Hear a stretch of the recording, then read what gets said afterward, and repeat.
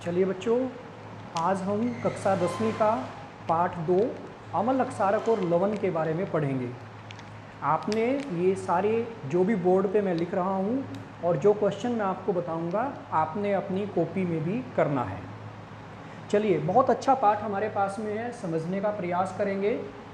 सबसे पहले आपको बता दूं मैं कि भोजन में जो भी हम खट्टी चीज़ें खाते हैं तो वो खट्टी चीज़ें क्या हैं, वो हमारे पास में अम्ल होते हैं। जैसे नींबू का पानी, आप जब नींबू का पानी लेते हैं इसका मतलब उसके अंदर अम्ल है और वो खट्टा है। इसी तरह से साबुन अगर गलती से किसी के मुंह में चला जाता है तो आपने स्वाद जरूर चखा होगा, वो कैसा होता है, वो कड़वा होता है। तो इसका मतलब उसके अंदर क्या है, उसके अंदर अक्षार है। लेकिन बच्चों देखिए, प्रकृति में बहुत सारी चीज़ें पाई जाती है, हर एक को चख कर के बताना कि ये खट्टा है या कड़वा है ये बहुत ही मुश्किल कार्य हो जाएगा। तो इसीलिए हमने क्या किया, हमने कुछ सूचक जो है वो ढूंढे हैं। ये सूचक क्या होते हैं? सूचक वो होते हैं जो हमें अम्ल या अक्षार की सूचना देते हैं। सूचक क्या है? जो अम्ल या अक्षार के होने की सूचना हमें दे उन्हें हम क्या कहेंगे? उन्हें हम सूचक कहेंगे। और देखिए, ये दो प्रकार के होते हैं। एक जो रंगीय सूचक है जिसमें क्या होगा, रंग बदल जाएगा। अगर अम्ल है उसमें रंग कुछ और होगा, अक्षार है तो उसमें रंग जो है बदल जाएगा। इसी प्रकार से एक हमारे पास में है गंधीय सूचक। गंधीय सूचक क्या होते हैं? जिनके अंदर जो गंध है, जो हमारे पास में स्मेल है, गंध है, वो बदल जाती है तो उन्हें हम गंधीय सूचक कहते हैं। अब रंगीय सूचक की बात हम करेंगे। देखिए, रंगीय सूचक दो प्रकार के हम लेते हैं। एक वो जो प्रकृति में पाए जाते हैं जिन्हें हम प्राकृतिक सूचक कहते हैं, और दूसरा वो जो प्रकृति में नहीं पाए जाते, जो मानव निर्मित होते हैं, उन्हें हम संश्लिष्ट जो सूचक बोलते हैं। प्राकृतिक सूचक का उदाहरण क्या है? प्राकृतिक सूचक में उदाहरण है जैसे हमारे पास हल्दी है और लिटमस पत्र है, आपने 8वीं क्लास में पढ़ा भी होगा। संश्लिष्ट का उदाहरण क्या है? ये दो प्रकार के रसायन हैं जो संश्लिष्ट सूचक का काम करते हैं। नंबर 1 फिनोफ्थलीन और नंबर 2 मिथाइल ऑरेंज। चलिए, अब हम इन जो प्राकृतिक सूचक है उनके बारे में एक बार देख लेते हैं और समझ लेते हैं। सबसे पहले हमारे पास में है लिटमस पत्र। आपको पता है लिटमस पत्र दो प्रकार के हैं। एक हमारे पास है लाल लिटमस पत्र और एक हमारे पास है नीला लिटमस पत्र। और आपने छोटी क्लासेस में ये भी पढ़ा है कि हमारे पास में जो अम्ल है वो क्या करता है, वो नीले लिटमस को लाल में बदल देता है। नीले लिटमस को लाल में बदल देता है। और जो अक्षार है वो लाल लिटमस पत्र को किस में बदल देता है भला? वो इसको नीले लिटमस पत्र में बदल देता है। चलिए, मैं आपको एक बार दिखा दूं ये लिटमस पत्र कैसे होते हैं। ये देखिए, ये मेरे पास है लाल लिटमस पत्र और ये मेरे पास है नीला लिटमस पत्र, ठीक है ना। तो ये दो प्रकार के लिटमस पत्र हैं, नीला और लाल।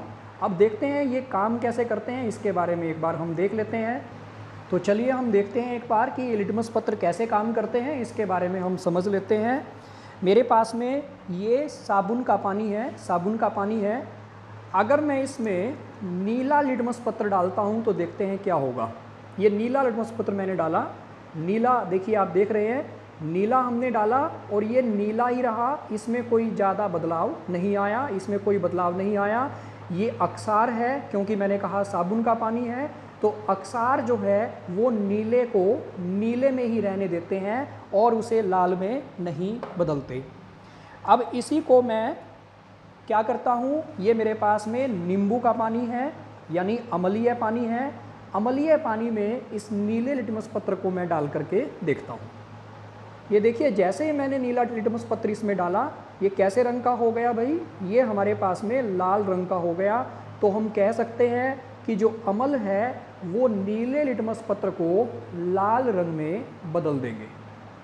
अब इसी प्रकार से हम लाल लिटमस पत्र लेकर देखते हैं कि वो क्या दिखाएंगे।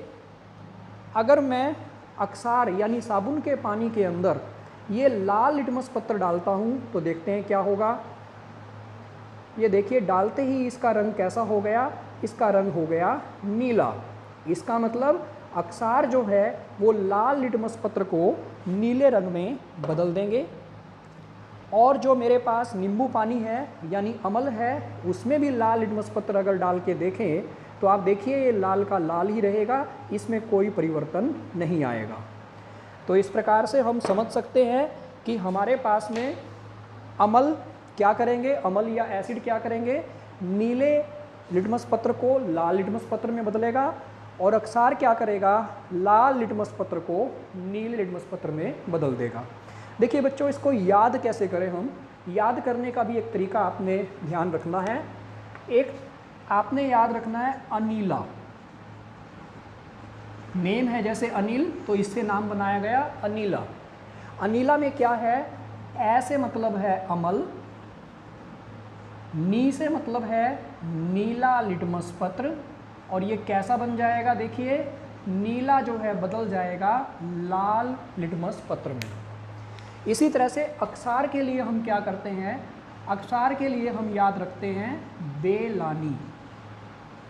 बेलानी से क्या मतलब भला, बे मतलब देश, या इसको हम हिंदी में अक्सार कहेंगे। ला मतलब लाल रंग, यानी लाल लिटमस पत्र हमारे पास है, और ये किस में बदल जाएगा, ये हमारे पास नीले रंग में बदल जाता है। तो आप बहुत आसानी से इसको अब याद कर पाएंगे। चलिए अब हम दूसरा प्राकृतिक सूचक देखते हैं जिसका नाम है हल्दी। आपने देखा होगा कई बार हमारे कपड़ों पर जब हल्दी का दाग लग जाता है और उसे हम साबुन के पानी में डालते हैं तो उस हल्दी का पीला रंग जो है बदल जाता है। तो इसमें हम देखेंगे कि किस प्रकार से हल्दी रंग बदलती है। ये देखिए टेस्ट ट्यूब है मेरे पास और इसमें मैंने हल्दी ली हुई है। हल्दी का रंग कैसा है, इसके अंदर पीला रंग है। अगर मैं इसमें अम्लीय पानी यानी नींबू वाला पानी डालता हूँ तो देखते हैं क्या बदलेगा इसमें। ये मैंने नींबू पानी डाला और इसमें आप देख रहे हैं कोई भी रंग में परिवर्तन नहीं हुआ। लेकिन अगर हम इसमें अक्सारीय पानी यानी साबुन का पानी डालते हैं तो देखते हैं कि क्या इसमें कोई बदलाव होगा। ये मैंने अक्सारीय पानी डाला और जैसे ही मैंने डाला आप देख रहे हैं इसके अंदर क्या बदलाव हो गया। ये जो हमारे पास में पीला था इसका रंग ये लाल रंग में परिवर्तित हो गया। तो अतः हम कह सकते हैं कि हमारे पास में जो हल्दी है वो एक प्राकृतिक सूचक है। अमल में इसका रंग कैसा रहेगा, अमल में इसका रंग रहेगा पीला और अक्सार में यानी साबुन पानी में इसका रंग कैसा हो जाएगा, इसका रंग हो जाएगा लाल। तो इस प्रकार से आपने दो प्रकार के सूचकों के बारे में पढ़ लिया। प्राकृतिक सूचक दो प्रकार के, नंबर 1 हमने पढ़ा हल्दी के बारे में और नंबर 2 पढ़ा हमने लिटमस पत्र के बारे में। अब हम संश्लिष्ट सूचक के बारे में थोड़ा देखते हैं। चलिए अब हमारे पास है संश्लेषित सूचक, और संश्लेषित सूचक मैंने आपको 2 बताए। वैसे बहुत सारे होते हैं लेकिन हम अपनी किताब के हिसाब से पढ़ेंगे। फिनोफ्थलीन और एक है मैथिल ऑरेंज। फिनोफ्थलीन और एक का नाम है मैथिल ऑरेंज। फिनोफ्थलीन देखिए, फिनोफ्थलीन क्या करता है, अमल के अंदर ये रंगहीन होता है लेकिन अक्सार के अंदर इसका रंग बदल जाता है और हल्का गुलाबी रंग इसमें आ जाता है। चलिए एक बार देख लेते हैं। जैसे ये मेरे पास में एक परखनली है, टेस्ट ट्यूब है, और ये मेरे पास में नींबू पानी है। मैं इसमें नींबू पानी डालता हूँ और देखते हैं जब इसमें फिनोफ्थलीन हम डालेंगे तो फिनोफ्थलीन ये मेरे पास में देखिए फिनोफ्थलीन इसका नेम है। फिनोफ्थलीन मैंने इसमें डाला तो क्या हुआ, इसके अंदर कोई परिवर्तन नहीं आया। आप देखिए इसमें कोई ख़ास परिवर्तन नहीं आया है। ये थोड़ा सा वैसे मिल्की हो गया है लेकिन ये कोई परिवर्तन नहीं आया है। अगर हम इसमें अक्सार डालते हैं तो क्या होगा देखते हैं।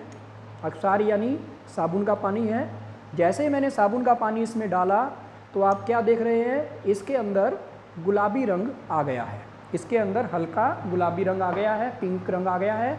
तो ये पिंक रंग जो है हमें बताता है कि अब इसके अंदर क्या आ गया है, अक्सार इसमें हो गया है। इसी प्रकार से दूसरा हमारे पास है मैथिल ऑरेंज, और मैथिल ऑरेंज में क्या होता है, मेरे पास केमिकल नहीं है, रसायन नहीं है ये, तो आपने याद रख लेना है, अम्ल के अंदर ये लाल रंग दिखाएगा और अक्सार के अंदर ये पीला रंग इसमें। चलिए अब हमने एक क्रियाकलाप करना है जो हमारी पुस्तक में दिया हुआ है 2.1। इसमें क्या है, ये बहुत सारे रसायन रखे हुए हैं और इन रसायन का हमने पहचान करना है कि ये अम्ल का काम करेगा या अक्सार का काम करेगा, और लिटमस पत्र के साथ इसका व्यवहार कैसा रहेगा, फिनोफ्थलीन और मैथिल ऑरेंज के साथ इसका व्यवहार कैसा रहेगा। एग्जाम में क्वेश्चन आ सकता है, तो बहुत ध्यान से आपने करना है और इसे अपनी कॉपी में भी नोट करना है।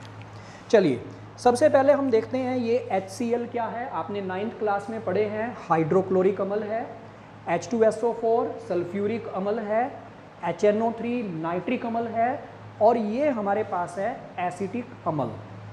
देखिए ये सभी अम्ल हैं। अम्ल क्यों हैं, क्योंकि स्वाद में खट्टे होंगे, लेकिन हम चख करके नहीं देख सकते। हम सूत्र की सहायता से भी बता सकते हैं कि ये अम्ल है या फिर अक्सार है। जिसमें भी हाइड्रोजन हमें मिलता है, H आप देख रहे हैं सूत्र में H अगर हमें मिलता है तो वहाँ पर वो अम्ल हो सकता है। वास्तव में जब इनको हम पानी में डालते हैं तो ये H+ आयन हमें देता है, इसलिए हम इनको अम्ल बोलते हैं। इसी प्रकार से नीचे हमारे पास है, ये सभी अक्सार हैं, बेस हैं, सोडियम हाइड्रोक्साइड है। पानी में डालने पर ये H+ आयन नहीं देगा, ये OH- आयन देता है, इसीलिए हम इसे अक्सार कह सकते हैं। स्वाद में कड़वे होते हैं। और ये कैल्शियम हाइड्रोक्साइड हमारे पास है, ये पोटेशियम हाइड्रोक्साइड है, ये मैग्नीशियम हाइड्रोक्साइड है, ये अमोनियम हाइड्रोक्साइड हमारे पास है। तो आपको मैं बता दूं, हमने टेबल में करना क्या है, इन सभी के बारे में लिखना है और फिर इन सब के साथ हमने व्यवहार लिखना है। मैं जितने भी अम्ल हैं, ये चारों ऊपर के अम्ल हैं, इनके साथ व्यवहार आपके साथ में अभी डिस्कस करूंगा। जैसे लाल लिटमस हमारे पास में है, आपको पता है अम्ल लाल लिटमस पे क्या व्यवहार देंगे। लाल लिटमस पे ये कुछ भी नहीं करेंगे। आपने सूत्र पढ़ा था अनीला, यानी नीले को जो लाल कर दे वो हमारे पास अम्ल है। तो इसका मतलब जब नीला लिटमस डालेंगे तब ये इसको लाल करेगा, लेकिन लाल लिटमस को ये लाल ही रहने देगा, इसमें कोई परिवर्तन वो नहीं करेगा। फिनोफ्थलीन है, फिनोफ्थलीन जो है अम्ल के अंदर क्या करेगा, उसमें कोई परिवर्तन नहीं करेगा, रंगहीन का रंगहीन ही रहेगा। और जो मैथिल ऑरेंज है, आपने पढ़ा था मैथिल ऑरेंज क्या काम करता है, ये इसको लाल रंग में बदल देगा। तो ये चारों HCl, H2SO4, HNO3 और एसिटिक अम्ल, इन चारों में ये व्यवहार हमें देखने को मिलेगा। अब अक्सार में क्या होगा, अक्सार जो है क्या करेगा भाई, ये लाल लिटमस को ये नीला कर देगा। इसका सूत्र हमने पढ़ा था बेलानी करके, तो ये लाल लिटमस को नीला कर देगा, लेकिन ये नीले लिटमस को कुछ भी नहीं कहेगा, नीले को नीला ही रहने देगा। फिनोफ्थलीन को क्या करेगा, गुलाबी रंग में बदल देगा। फिनोफ्थलीन क्या करेगा, इसको गुलाबी रंग में बदल देगा। और मैथिल ऑरेंज किस रंग में बदल देगा, इसको पीले रंग में बदल देगा। तो ये आपने सारणी अच्छे से समझ ली है और इसको आपने करना है। चलिए अब हम एक क्वेश्चन लेंगे जो हमारे पाठ्य पुस्तक में दिया हुआ है। ये 3 परखनली आपको दी हुई है, एक में आश्रित जल है, एक में अम्लीय विलयन है और तीसरे में अक्सारीय विलयन है। और आपको लाल लिटमस पत्र उपलब्ध करवाया गया है। आपने बताना है कि ये तीनों विलयन कौन से हैं। देखिए मैं आपको दिखा रहा हूँ, ये हमारे पास में 3 विलयन है, तीनों का रंग एक जैसा है, तो देखने से हमें कुछ भी मालूम नहीं होगा कि इसमें से कौन अम्ल है, कौन अक्सार है और कौन आश्रित जल है। आपको लाल लिटमस पत्र दिया गया है, आप क्या करेंगे, आप पहले में लाल लिटमस पत्र डाल के देखिए, आप देख रहे हैं इसमें कोई रंग में परिवर्तन नहीं है। दूसरे में आपने डाल करके देखा, दूसरे में भी कोई रंग में परिवर्तन नहीं है। इसका मतलब हमारे पास इनमें से कोई भी अक्सार नहीं है। तीसरे में जब हमने डाल के देखा तो आप देख रहे हैं इसके अंदर रंग में परिवर्तन हो गया। ये कैसे रंग का हो गया, नीले रंग का हो गया।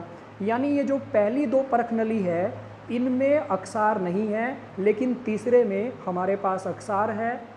अब हमने इस नीले को ही इन दोनों में डाल करके देखना है।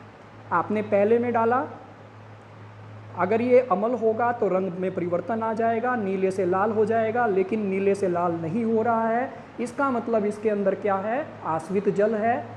आपने अब दूसरे नंबर की परख नली में डाल के देखा तो इसमें आपने देखा कि इसका नीला रंग जो है वो गायब हो गया और ये लाल रंग में परिवर्तन आ गया। तो इसका मतलब हम क्या बता सकते हैं कि हमारे पास पहली परख नली में आश्रित जल है, दूसरी परख नली में अम्लीय विलयन है और तीसरी परख नली में अक्षारीय विलयन है।